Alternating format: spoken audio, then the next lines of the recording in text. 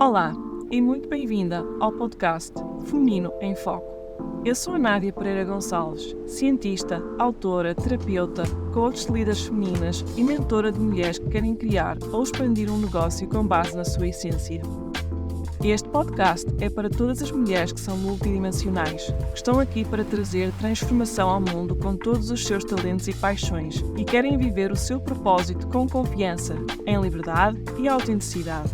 Quero convidar-te a embarcares comigo numa viagem de autoconhecimento, desenvolvimento pessoal e de liderança no feminino. Quero que saibas que podes ser quem tu quiseres ser e que podes abraçar todas as versões de ti. Podes ser a empresária, a coach, a espiritual, a aventureira, a lover ou a queen. É quando tu assumes todos os teus arquétipos, toda a tua energia feminina, que transformas na verdadeira líder da tua vida. Ao longo dos episódios, vou trazer-te as minhas histórias, reflexões, aprendizagens e pessoas inspiradoras para que possas ativar a tua energia feminina na vida e no negócio, através de um alinhamento entre mente, corpo e alma. Quero muito que possas usar todas as ferramentas e insights para conectares com o teu magnetismo e manifestares a realidade dos teus sonhos na tua vida e no teu negócio. Pronta para espalhar magia? Hello, beautiful souls. Welcome to our February episode of the Feminine in Focus podcast. This is our very first English episode. And this is because I really wanted to bring you a specialist in communication and speaker training from Ireland. Her name is Finola. She is now working and living in Copenhagen, so it was actually possible for us to meet and record the episode together, as you will see soon enough. And I really hope you enjoy it because this is one in a lifetime opportunity. It's super valuable for everybody from entrepreneurship to every other professionals, woman mindset. We talked about several different areas that are impacted by proper communication and how we can prepare ourselves to go on stage. So I'm sure you will like it. And let me start by introducing our guest, Finola McDermott. She has all things voice related running through her veins. A UK scholarship for choral training at the tender age of 7 equipped her from early on for a lifetime of voice exploration. A classically trained singer, she has enjoyed performing as a rock pop artist, musical director, and radio broadcaster. She is a registered voice-over artist, moderator, and budding songwriter. She has a business degree and post-graduation in entrepreneurship. She has been a business mentor for the Prince Trust and Coventry University Innovation Hub in the UK. As founder of Dynamic Voices, she provided speaker and presentation training for many institutions in UK and Ireland, including Mayo Empower Hub, BMI and Enterprise Ireland, among others.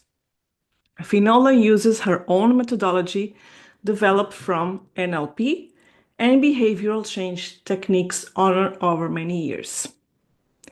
Her work, delivering presentation masterclasses at medical conferences, brought her to London, Birmingham, Abu Dhabi, Vienna, Budapest, and now Copenhagen, where she works providing medical content delivery expertise to medical doctors, scientists, and many others.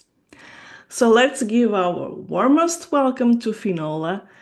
And I hope you understand how beautiful and special this episode is, and that you love it as much as I do. Thank you very much, Finola, for accepting my invitation to be here in the Feminine in Focus podcast. It's a true honor to host you. How are you doing today? I'm really good, yeah, and it's my pleasure to be here. I'm going to try and remember to speak a little bit more slowly. Yes. But do tell me if I get carried away, remind me to slow. Yeah, I will. So Finola has this amazing background and CV that I just told you about. But do you want to tell us a little bit more about your story and how did you become an entrepreneur?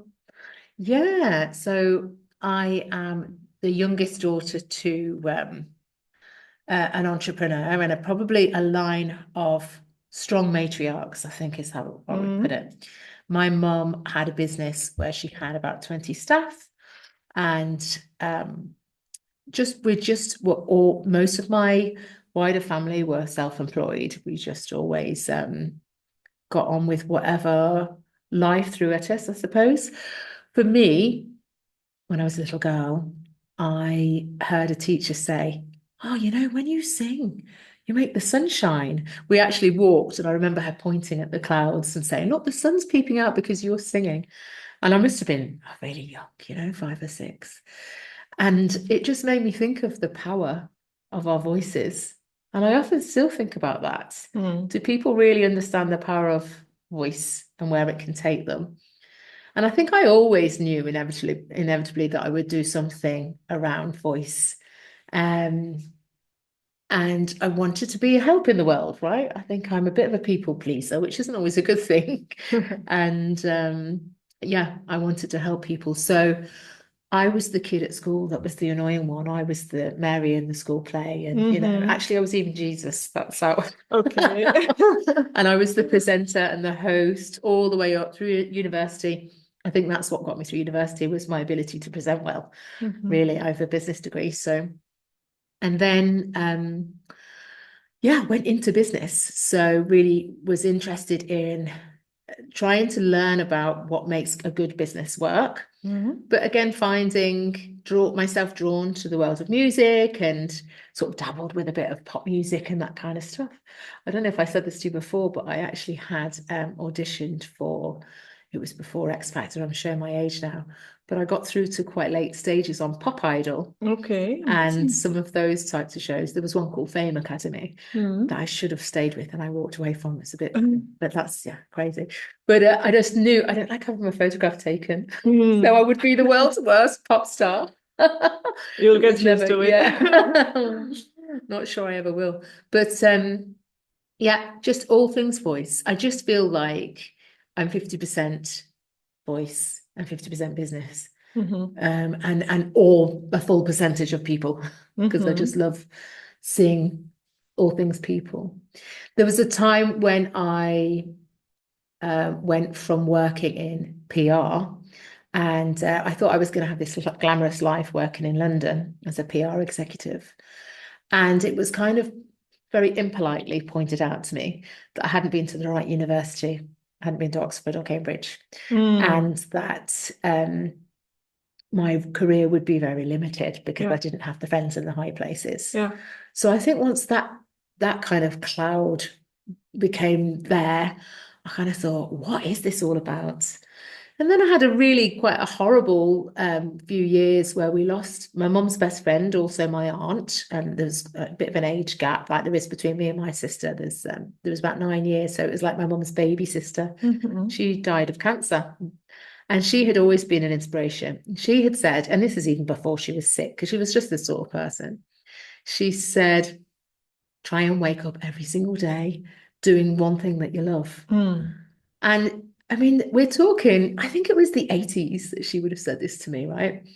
So that was very forward thinking. Yes, for that time. And and it has really stayed with me. And I suppose this quest for trying to be the woman that I can be, and what is that? What does that look like? Who are our role models? Who are the feminine leaders? And how much femininity is in that? My aunt that I'm talking about, she was a very powerful woman, but she loved her femininity. She didn't like to be sort of seen as like, she liked the expression wearing the trousers, but she didn't wear the trousers. She wore the pretty dresses. Yes, of course. And why should we Feminine compromise? power, right? Yeah. And I think she was the one that, in my family, we were probably an Irish Catholic background. We were probably encouraged to sort of agree. We weren't a family that argued around the dinner table because my mum would say, that's bad luck. And actually my aunt was interested in debating and discussing and opinions. So she was a bit different to that. So I was always trying to find the mix of, but surely I should question that. And certainly when it comes to women and femininity, all my life I've been interested in the women, how they present themselves. And I'm really interested in this notion as well of our female leaders who have taken on male characteristics, let's say, or even adjusted their wardrobe to be slightly more masculine. Yes.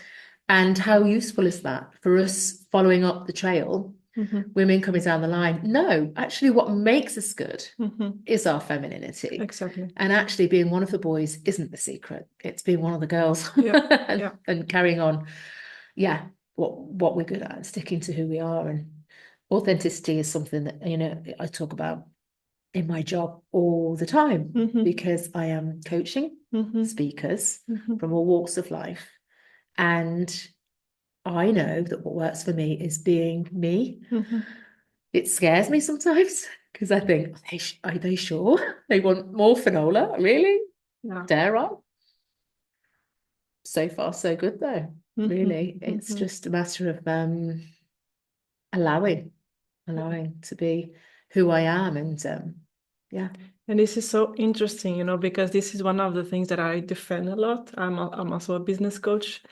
And I always say that we should be authentic and that we should use our feminine power because that's our unique power. And we don't have to be masculine to have success. Absolutely. We don't have to lose our femininity. Femininity. Just to try and fit in a box. I think it is a mistake that people have made in the past, and I've probably made the mistake many times. And there's definitely an alphaness, isn't there? There's a kind of an alpha approach.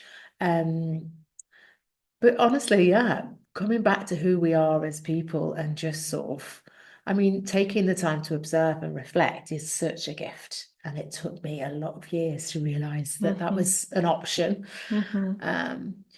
Did you feel though as well, and I wonder the people listening, I'm always interested in this, do we give ourselves enough permission to go ahead and just to do and to be those things? Yes. And you probably face that as well with your clients where you're kind of saying, yes, you can do that. You really can. And I remember a mentor I had when I was first deciding to set up a business as a presentation and speaker trainer. I had been coaching singers for many years and I had all my qualifications. I'd worked in business. I'd worked as a PR executive.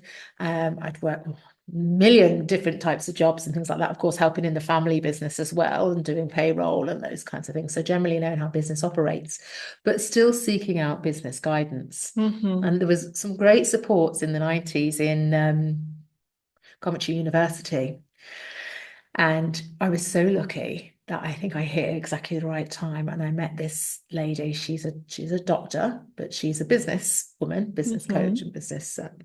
And I was really complimented that I was allowed to have her as a mentor. And I was a bit frightened. I was a bit like, oh my God, you know, a business mentor. What's this how's this gonna transform me? Or what's it gonna be like? I remember feeling really nervous going into the meeting with her. And I think in my nervous, fumbly way, I had seen her car in the car park that she got out of. And I went in, of course, my first like dizzy Finola thing to say was like, I really love your car. I really love your car. She had a Mercedes. Right? And during the conversation, she said, and you mentioned my car, and you can have one of those. And I was kind of like, what? How? And it sounds so silly to think to reflect on it. But actually, I hadn't even believed or set out what it was that I wanted. I hadn't asked myself the question, do I want a nice car? Do I want to be a person that has nice handbags? Those things hadn't really hit me. I just wanted, you know, I suppose I wanted the next book and the next book to make a little bit of money.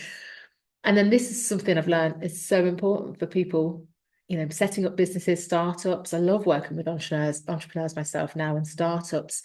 And I recognize sometimes that I think we might not realize it, but we're not even in startup phase. We're actually in pre-startup because until you really know what the dream is, you can be sitting there doing the thing that you love and actually not even realizing it.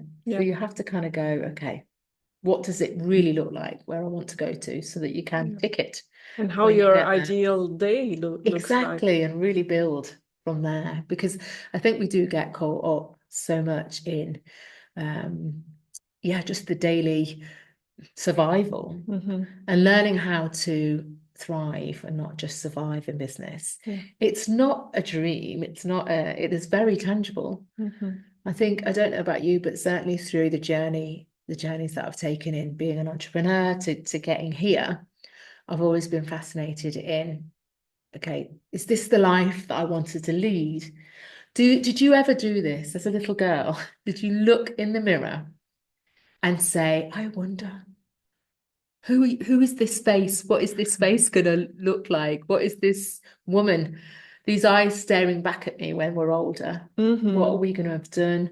What are we going to be feeling like? How am I going to think about myself? When I was little, I thought I was an ugly duck, and the same things so many women experience and talk about. And I used to think, but I'll be a glamorous older lady. So I think, and again, this just reminded me of something else that happened, that when I was young and talking, well, I'm still young, but when I was talking about presentation coaching in my mid-20s, early to mid-20s, people were saying, oh, brilliant, you've got some really great ideas. But the interesting thing was, I didn't really realize it quite at the time, but now when I reflect, I can really see it. They couldn't really believe that I had the expertise because I was too young. And they expected to have somebody who's gone through the mill. And I think it was my brother that said to me, you need to look about 20 years older, and then they'll buy in, because they'll know that you've got their authority and the experience, the actual experience. It's kind of a shame in a way that it is like that. But it is the clients, the people, the children of all ages that I've worked with. Every voice has taught me something, and every experiment on what we can do to make them better, whether it's a mindset change or a physical change, usually mindset, I must say. But then all of that has taught me the experience that I have today. Yes, of course. I mean, it's so important to have certifications and courses. But your talents, you are born with them. It's just a natural thing. But you have to probe them, right? I think it's really important to probe them and test them. I am quite keen on walking the talk, although it's quite frightening. So, recently I took the opportunity to take a moderator role for an audience of 750 people. And the scariest part of that was not the actual standing up and speaking in front of 750 people. It's the fact that those 750 people are the people I see day in, day out, in and around the office. And all the people I'm closest to in the work environment were there. And I had to bring 100% Finola because they'd call me out on it. And then the other element, of course, is that, whatever percentage of them were people I've worked with and coached. So it was really good fun that a few of my speakers said, oh, it was really great to see you go up there. And just as you promised, you made the mistakes that you promised you would, so that we would learn from you. Because I always say, let me make some mistakes and I'll tell you about them so that you don't make them, right? But it's from the mistakes that we actually learn. If we do everything right, there's no learnings, right? Yeah, exactly. And I think also from a speaking perspective, from a speaker trainer point of view, once people realize that when they are going to stand up on stage and speak, they just need to allow it. And if they make a mistake, very often the audience leans in and likes them more. It adds to likability. If we apologize, and this is a really great speaker tip for any of you that are doing some speaker work, then really just try and allow. I had a speaker who, now it was a virtual meeting, so she wasn't quite on camera yet, but she got into the studio and she spilled coffee everywhere. She flapped and she was so worried. And once she spilled the coffee, she made a few more mistakes and things were really going wrong. It was pretty disastrous, right? She got so highly rated, because she then said, oh, look, there's the worst mistake I can possibly make. It can't go any worse than this. And then she just relaxed and threw caution to the wind and said, I'm just going to give you me now because I've made the mistake. And she got really high a high response rate, Yeah. a high result. And that's because she was being authentic, right? Completely authentic. How Yeah. could she not be? They could see she was completely human. Mm-hmm. So that's probably my favorite tip to give people, is try and really step into who you are. Of course, the next thing would be breathing. Yeah. And again, not the best at following my own advice, perhaps, but she says breathing. Who we are when we allow ourselves to breathe and think is us at our best, right? And I don't know, I imagine that when I think of the business people that I know, I think a lot of the business women particularly have done some exploration already, some personal exploration. Personal growth. And quite often that means some yoga or some Pilates or some of those things.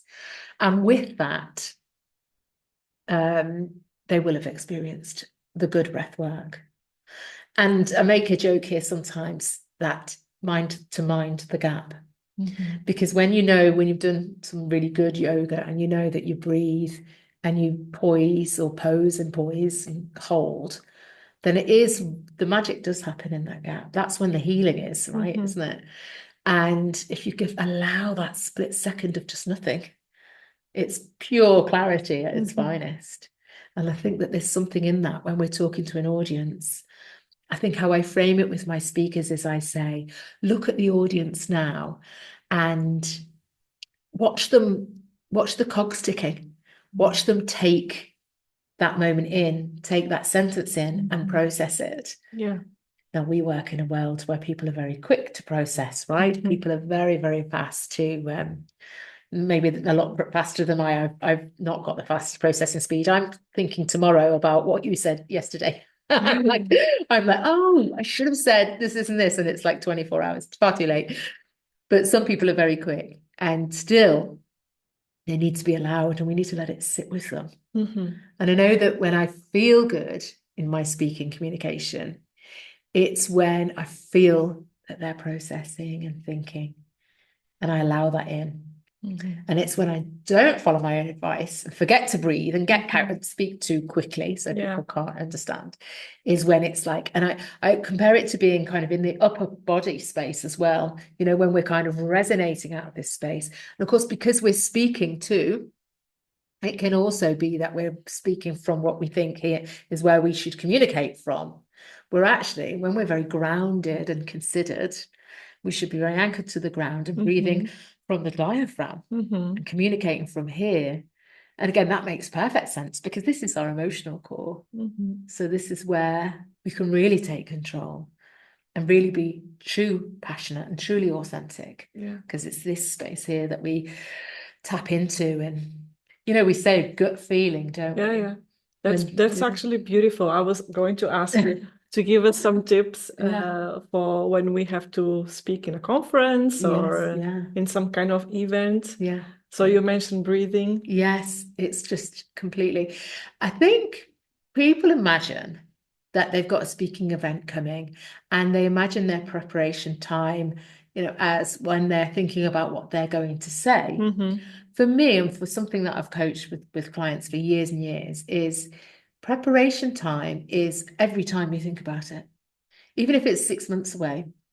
Every time you think about it, take the moment to visualize a successful you. Because I suppose it's a bit like what we were saying earlier with, what does that good day look like?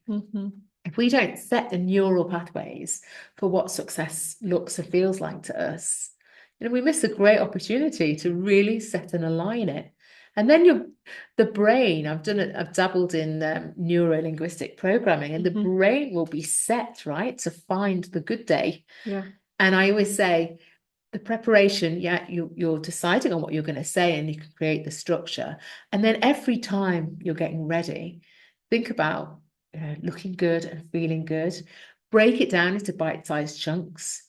Make sure you've got, and everybody can do this, whether you've got a speaking event ahead or not, decide on a really good way to introduce yourself.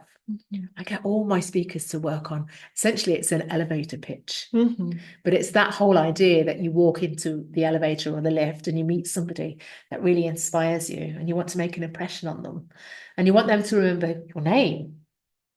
So you say something that's a bit maybe surprising, and it doesn't have to be completely crazy, but it's an insight. Mm-hmm. My one that you've probably heard me say is, I might sometimes say, I was the most talkative girl in the class.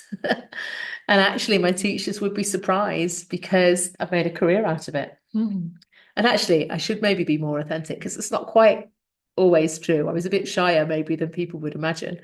But it's quite alarming when somebody admits to being the talkative one, right? So that's where it gets people's attention. And then I calibrate it, as I speak further to people. But also it's much easier then because I've stood with a stranger and I've labeled myself as talkative. So in their mind later, when they need somebody who's going to help them to be talkative, Mm-hmm. hopefully it's my name that comes first to mind. Yeah. So it sort of serves as a hook, as it were. Mm-hmm. And also with audiences, I've let them into an insight into a reflection of myself. And that is a very quick opener to, again, okay, so this person is going to be open and share something. And then I go on to share maybe some more professional skills and qualifications and ground it in that. Yeah, so first the person, Yeah, and then the professional side of it. We've a tendency to say our name, where we work, and how long we've worked there, and that's our introduction. And people straight away, they get nothing because actually what they need is something to pin on you. Mm-hmm. In Ireland, I've noticed this in different places that I've lived, and in Ireland, where I come from, people will say, "And where do you live?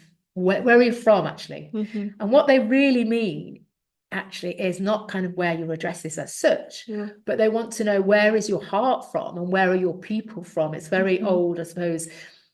Ireland has less than 6 degrees of separation, so we're all related. So they want to know, if you're a McDermott from where, there's probably 20 Murphys in one village. So which one are you? Yes. They kind of pin you down.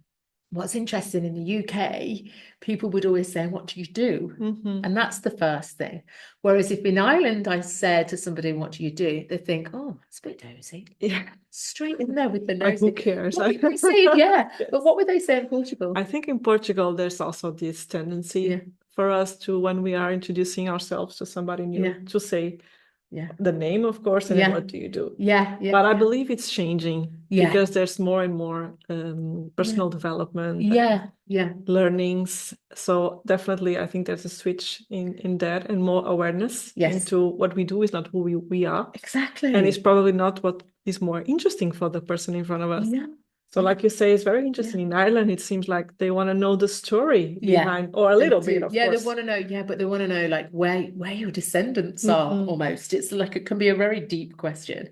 And I suppose for me, when I was living in Ireland, I have an English accent, by the way, because I grew up to Irish parents in the middle of England, a very Irish community. We joke about, we talk about in Ireland geography, it's County Mayo or county towns, whatever that you live in.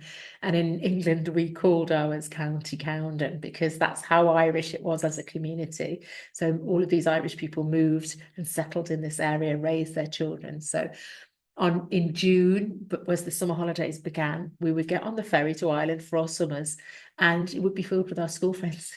Because that's what people did, and we did that forever. So I think I sometimes say I was brought up in like 1960s Ireland, in the UK in the 80s, because it's the island that my family, my mum and dad, maintained and brought with them to England. So my Irish cousins, they kind of know how to dance, but we know how to Irish dance. We know how to sing Irish ballads. So my singing probably comes from that Irishness, holding on to that culture. So it's we're very ingrained in those traditions.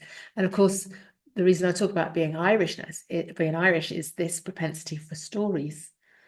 And my grandmother used to say, we're not remembered for what we've done. No. We're remembered for the stories we tell. By God, she was a good storyteller. And that's a very important tool in business as well, right? To be able to do storytelling. Yeah, and isn't it interesting how much you can lose as well by not being out or not feeling it's relevant to share a story. And I found that with a lot of new entrepreneurs who were a bit reticent. And then you probe and you find, I was working with, I sometimes help a group of entrepreneurs in a program that is to launch entrepreneurs. There's a couple of them that operate all across Ireland, and I get the phone call every now and again to do a sort of maybe a session like this for a group of them. And I remember one young guy, and of course he was sensitive about his business and what he needed to talk about, and he didn't want to share too much because it was a new business and his idea. But even in probing him, I just couldn't really understand what it was that he was doing. And then I probed and asked, and then I just said, just tell me a story. And he said, oh, I've got an interesting story, actually. When my aunt was a little girl, she must have been about 8 or 9, and she went to the park. And of course, that was in the 70s or whatever. And nobody took much notice then. But she must have inadvertently touched some dog or cat poo or something, and she washed her hands, but she didn't think anything of it, and she became blind. Wow. And his business was all about tools for people that had become blind. And because he didn't have any visual issues, but it wasn't immediately noticeable, but he felt so deeply passionate about the story his aunt had been through that he took steps to create a business. I mean, if he led with that, wouldn't we all be fascinated to hear about his business? Whereas, we have this tendency to get blocked because we think, oh, do people really need to know that sad story? Yeah, we do. We need to know what drives you in your business, what makes you really want to help people. Yeah. Thinking about myself on stage as a 20-something, I suppose people expect that I love it up there, that maybe I love the spotlight, but actually it's not that at all. I think I'm the youngest out of 5, so I probably had to do a bit more to get my voice heard. And I think also the people pleaser in me wanted people to feel happy, so I filled the gaps, which is probably the talkativeness. Actually, though, I remember what it took to get me up there. And it was, I had to do a lot of breathing exercises and a lot of, and I look and think, sometimes I think, why am I doing this again? Yes. Swallow me up now. Like, I get myself into these jobs. Why do I put myself through it, Yeah. And then I kind of connect with the audience, or something happens and I think, yeah, I'm supposed to do this. Yes. Yeah, I'm supposed to do this. That's fantastic, Finola. There was an interesting thing. I studied Kundalini yoga because I was interested in the mantras, and I've done sound therapy too. So I'm really interested in everything voice, the patterns of the voice and all of that. This is what I call a true multidimensional woman, I'm not, that's a nice way of putting it. And maybe I'm like a jack of all trades, master of none. Like, I dabble in so much, but it's because the voice is such a broad subject and I can try things out. But yeah, with Kundalini yoga, when you're doing your teacher training, when you're able to ask for a name that suits you. And it's done according to numerology, and I'm not sure what else. Maybe they look at your profile. I don't really know.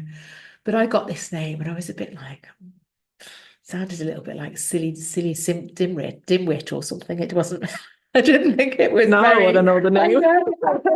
It was Siri Simrit. Siri Simrit. So actually, now I realise it was a beautiful name and very flattering.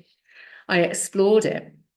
And it turns out that it means it's something about connecting with the voice, connecting the voice to God. That's beautiful. It's helping people connect the voice to God. Was the name that was given to me. Wow. And when I realized that, I was a bit like, this is kind of what I do, right? Yeah. It was a bit spooky in a sense. It was, but very complimentary and very nice. Yeah. And then I learned some family history, and it transpires that my dad's first cousin was a lady that she passed away in late 1950s, I think. And she had written a book. She had traveled from Ireland to America and lived there most of her life, all of her life. And it turns out that she had been a real champion for Irish culture in Boston.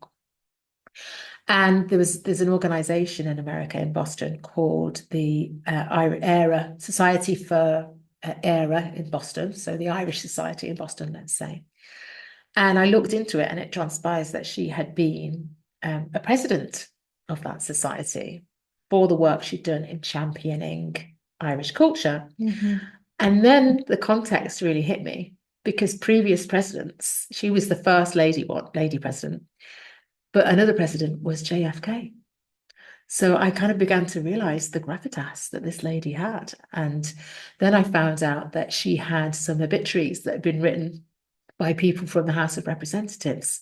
And it transpires that she helped people with speeches, and she helped write speeches and help people deliver speeches. So again, isn't that incredible synchronicity? Yeah. That was the lady that was my dad's cousin. And yeah, my sister's named after her, Regina. So it's incredible. Once you open up your world and be curious about what's out there and what's drawn you to something, the answers are there. Yeah. You might, if you wish to find them. You just have to dig deeper. You just have to dig deep, and you have to trust a little bit. One of the things I kind of say a lot is, even if it's sort of psychobabble nonsense, if it works for me, then who cares? Yeah. Then whatever idiot I might make out of myself, it's worked for me. It's got me here, and I'm quite happy with that. So I'm really proud of that. Yeah, and it should be, and that's the most important thing. Okay, so if you have to sum up the tips for public speaking, then you would say breathing is a major one. Breathing is visualization. Yeah, visualizing, seeing yourself be successful. Take the time to breathe. Every time you think about the speaking event, take the time to breathe. See yourself feeling grounded and feeling good. And then possibly the third one, maybe anchoring the success.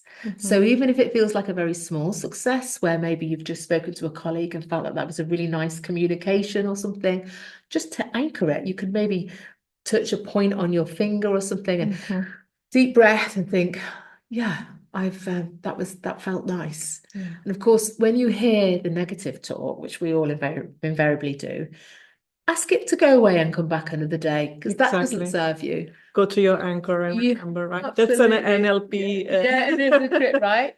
But I'll think about just walking on stage or whatever, walking to speak.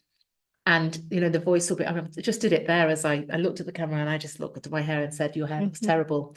But what use is that, right? It's such negative, holding back. But this is how ingrained we have it. So I will go away and come back another day.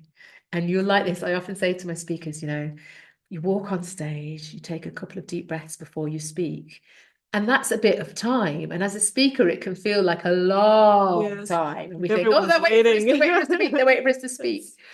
But actually, one of the things I do to slow myself down is I'll say to myself, okay, they're looking at you now. And in a moment, they're going to hear your voice. And I have to say to myself, I'm going to be at my best in this moment, because tomorrow my hair will be better. Maybe the outfit will be nicer, whatever. The point is, in this moment, I'm just going to give the best Finola I can give them. And that's all anyone can do at any point. And actually, that's a lot better than not doing it at all. A lot better. So even if the chips are down, breathe. You'll be surprised at what you can give and what people appreciate and value. Yeah. And then also the storytelling. Incorporate some of flowing the storytelling. Yeah. Let that out. Let that free, for sure. Share. I think for somebody sharing about their business, open with something strong about your personality or your passion. Show, don't tell. Yes. So I could say to you, Nadia, I'm really passionate about voice. Or I could tell you the story that I told you about the teacher and the clouds moving and telling me I made the sun shine, which is a true story. It's always authentic. I don't make it up. So that's exactly what I mean. And then it sits with people. And then those are the things that people stop you in the corridor and say. People often stop me now and say, hey, I was talkative in my class too. And we have opened up to a wonderful conversation. I know that they're curious, and it begins something. Of Yeah. course.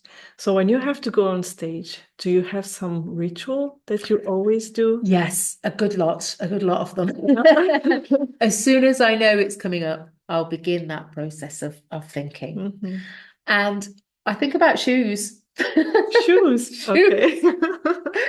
I've got a slide that I use sometimes that says Cinderella is evidence that a good pair of shoes can change your life, right? A good pair of shoes can change your life. And what I mean by that is, if you know you are anchored and safe and you feel good, you can put whatever energy you like into them shoes, right?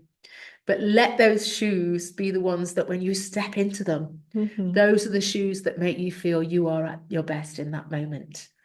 They can be 6 inch, 9 inch, whatever you want to do. You can be crazy. If that's you, that's absolutely fine. But be grounded to the floor, walk in them at your best and feel great. Yeah, times have changed. My heels are getting shorter. They're not quite the glamorous things that they used to be, but certainly the right pair of shoes, feel grounded. And I have kind of a thing that I do as I step into the shoes ready for the actual, I'll have rehearsed it, but then I'll step into the shoes for the last time and I'll take a moment to feel what I want to feel walking onto that stage. And then I'll do whatever I need to do. Maybe I'm sitting around waiting for my chance to speak, or sitting waiting for the meeting, or backstage, whatever it might be. But I'm in the shoes, and then before I go on stage, I'll just take a moment, take a deep breath, and then I will feel myself walk onto that stage nice and slowly, nice and considered, and with a nice warm energy, feeling good and feeling excited to speak to people. Yeah, I usually am. And that's an amazing advice, because as much experience we have, there's always this bit of anxiety before going on stage. Yeah. And I think be true to that, like draw it in. People, we can't, this is where the breathing comes, because when we're breathing well, we can't panic. We can't do it. And I think part of that anxiety comes from this notion that we don't want to panic.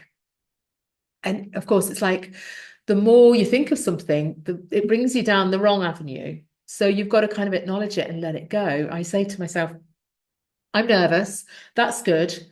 And then I won't repeat that again, because then I'm just repeating the negative part of it. Yes. And then that's what you always think about, right? Yeah, then all you can think about is nerves. Whereas then I go, okay, so this is nervous excitement, because it comes from the same place. It's the same energy in the body, right? It's really in here, in the core. So we can breathe through it, and it can't become panic because we've got control of it. So it's like this anticipation instead of dread. Yeah. You just turn it into that. So, and people can learn that, and you mentioned talents earlier on. I don't really believe I was tapped on the head with some sort of gift, although my family kind of said that because I've sang all my life. I never believed that I was a good singer, because it's so subjective, and I just kind of didn't really like the sound of my own voice. Yeah, I think nobody does. I know nobody does, but we have to learn to. We have to learn, especially in that moment. You have to say, this is how I'm going to deliver that phrase.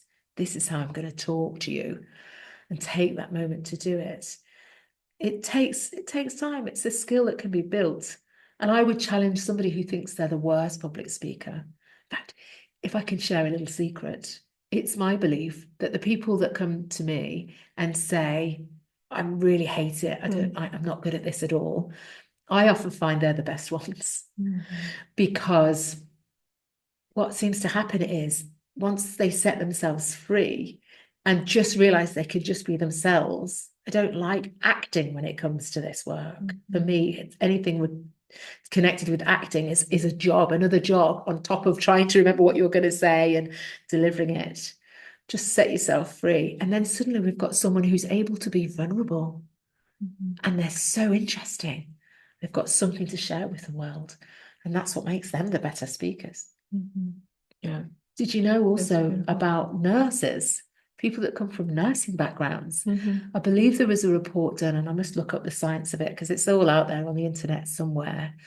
But when people were exploring about imposter syndrome and public speaking, it was the group of nurses that they chose to examine, because notoriously nurses are people that say, I'm not good at this. Yeah.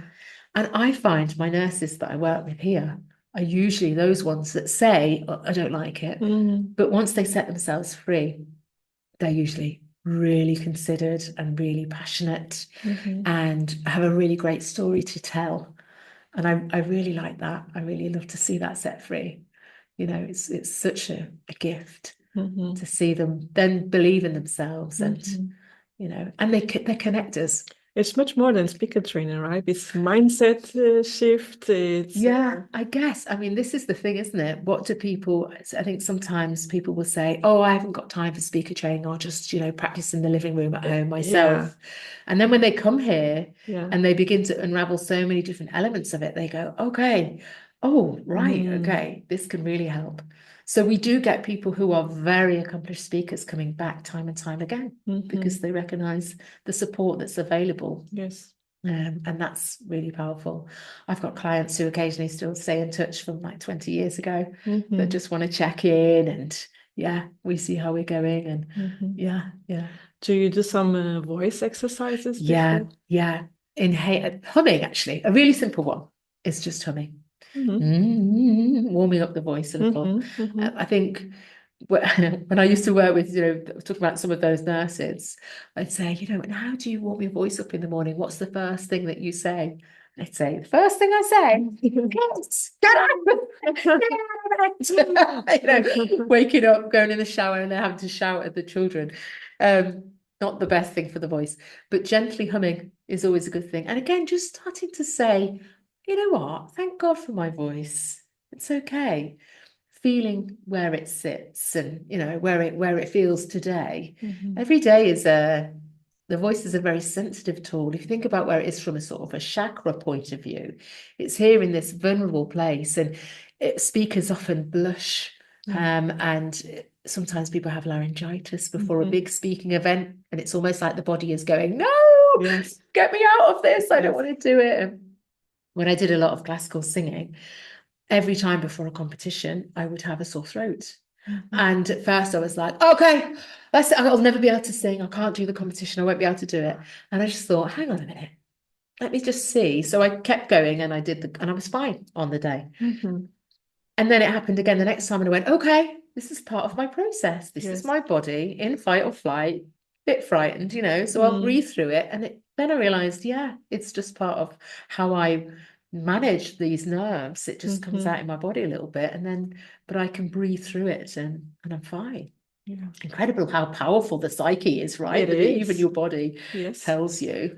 And certainly with this lovely little larynx that we have, I always think, don't allow the pressure on this little larynx, right? You've got this lovely, and I remember my speaker coach, a singing coach years ago, describing the diaphragm as like a dinner plate, but that can almost be like a slab of meat, right?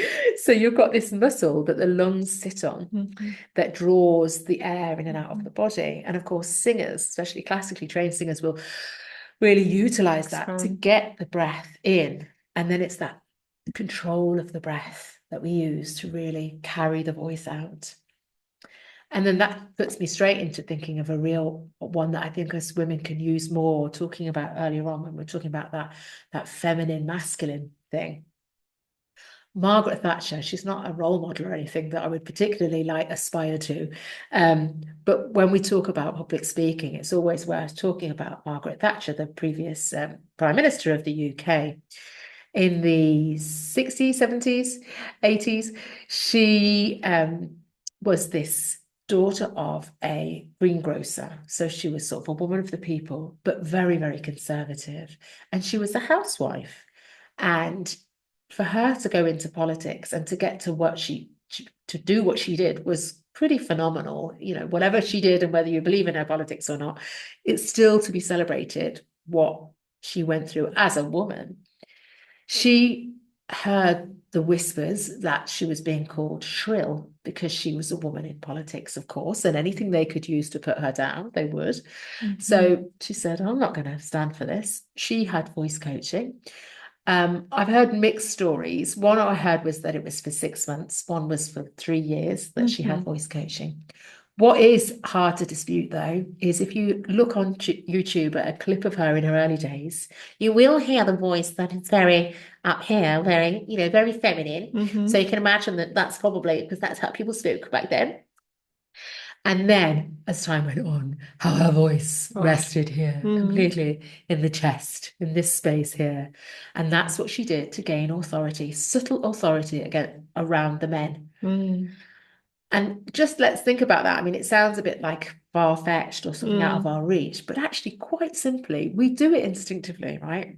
So I go to the car garage and I need my my car fixed. Yes. Then I go, and this isn't contrived, we just do it. And we go, oh, I don't know what's wrong with my car. It just stopped working. I mean, the windscreen wipers are broken, but I don't know when that happened. We can be really, but the voice is quite, into that light little space. But the same person will go and speak to a group of, I don't know, people in authority, maybe bank managers to get a bank loan. And I won't go, oh, will you lend me all that money? I'll say, I am the person who can afford to pay this money back, and this is a right decision to make. And I'll allow the voice to sit in a completely different place, like Margaret Thatcher did. Yeah. Right. And it's still the same person, and we can all do it. It's not a big thing. And I say it to men too. Men can do it more. Men can certainly allow to tap into their femininity, but they can also allow to sit back. Posture is huge when it comes to voice as well.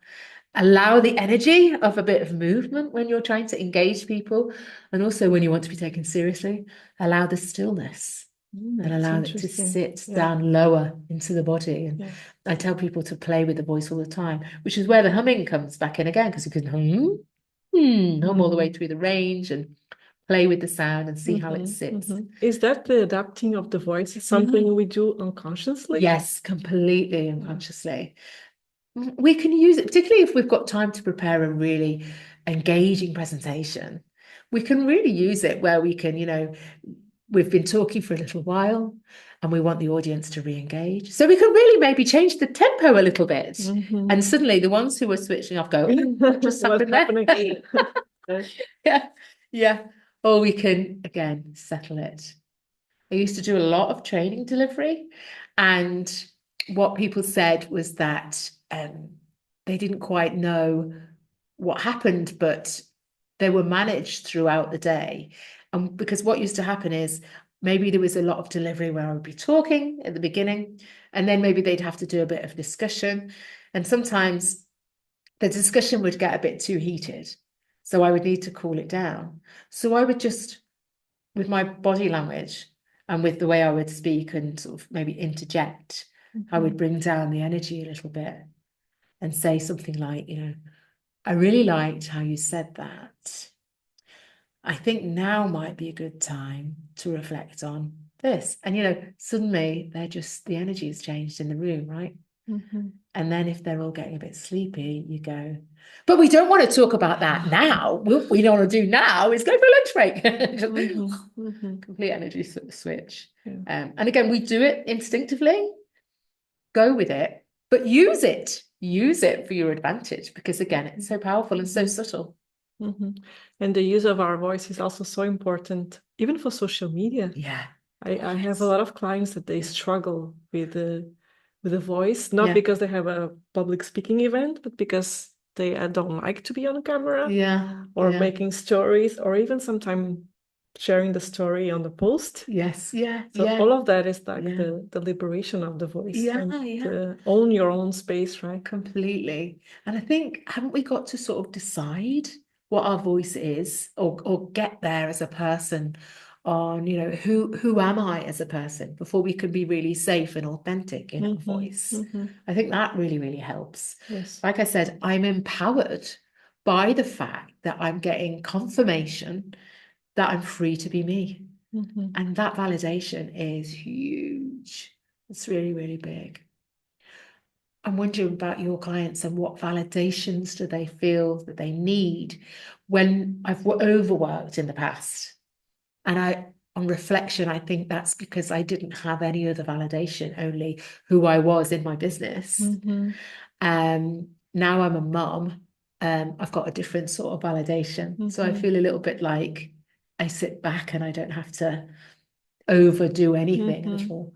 But I wonder if that's something that your people viewing today feel, and might be something for another podcast, right? Validation. And as women, again, it's just such an interesting one because there's no expectation anymore that we're all mums or we're all whatever. We might not all be career women. We might be quite happy with very simple business models. I'm all for that. I'm all for the right life, you know, for you. So, but where do we find our validation and what is it we need? There's a lot to be thought of there, I think. Yeah. So, Finola, with all of this experience you have, if you could only give one advice to someone that is starting their own personal brand and business, what would that be? I think it would be to journal, to be honest. I think, and again, I'm thinking as I say it, are you following your own advice? It's one of those things that I say, I'm gonna do that. I'm gonna start tomorrow, and then a week later. The reason for the journaling is I know that when I made solid changes to my business that were powerful and useful, and when I needed to pivot or adapt, it was through the journaling that I got the answers. And I think when you're journaling, and, you know, for example, what I mean is something like, you know, and it doesn't have to be, call it morning pages, but it doesn't have to be the morning, you know, when you just sort of try and clear the thoughts and scribble down the words. I've written songs out of that process. I have created new business models out of that process. For me, it's been the thing that has really got to the core of what are the right steps for me. So yeah, journaling is a really powerful tool. It's free, it's simple, it's really useful. And then if journaling doesn't work for you, you know what, get a good coach. So much. I mean, what we can do and where a coach gets us is just so much quicker. You know, when you've been working with a coach for a while, you look back and you go, why didn't I do this years ago? I would have been here, there, then. So you can do it alone, but Yeah, of course it will take maybe double time or even more. More, I'm afraid. I always think it's more. Definitely more. Definitely get a good coach. So that's amazing, Finola. Thank you so much for everything that you shared today. It was a true honor to have you here, and I hope it was useful for all of you listening. And if you want to contact Finola, can they do it on your LinkedIn page? Yeah, that's probably the best. Yeah, Finola McDermott on the LinkedIn page, or Finola McDermott at hotmail.com is fine, an email address. They can mail me directly there. I can leave the LinkedIn. And just quote Nadia. And then, that'll be super. Thank you so much, Finola. My pleasure. Thank you.